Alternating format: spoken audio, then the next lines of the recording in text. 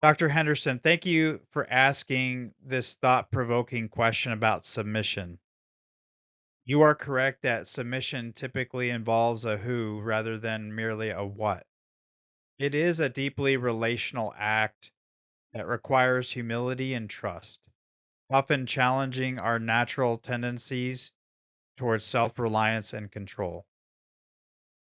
For me, the most difficult who to submit to is God, especially when his will conflicts with my desires or expectations. It's not that I doubt his sovereignty or goodness, but surrendering my plans and embracing his can feel overwhelming. In moments of financial uncertainty, career setbacks, or personal struggles, I wrestle with trusting with his timing and purposes. Submission in these areas requires faith and the willingness to relinquish my illusion of control.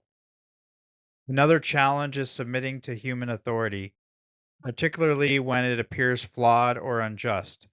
Whether in the workplace, church, or government, respecting and following leaders whose decisions seem contrary to ethical or biblical principles can be difficult.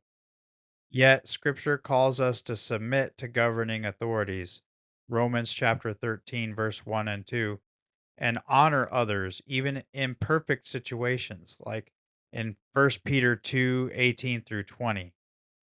This requires prayerful discernment to determine when submission reflects God's will and when standing firm is necessary. In these struggles, I'm encouraged by Hebrews 4:15 through 16, which reminds us, "For we do not have a high priest who is unable to sympathize with our weaknesses, but one who is in every respect has been tempted as we are, yet without sin. Let us then with confidence draw near to the throne of grace, that we may receive mercy and find grace to help in time of need." Christ's submission to the Father, even unto death, demonstrates the ultimate act of trust and obedience. His example invites me to approach him with confidence, knowing that his grace enables me to yield my heart fully to him.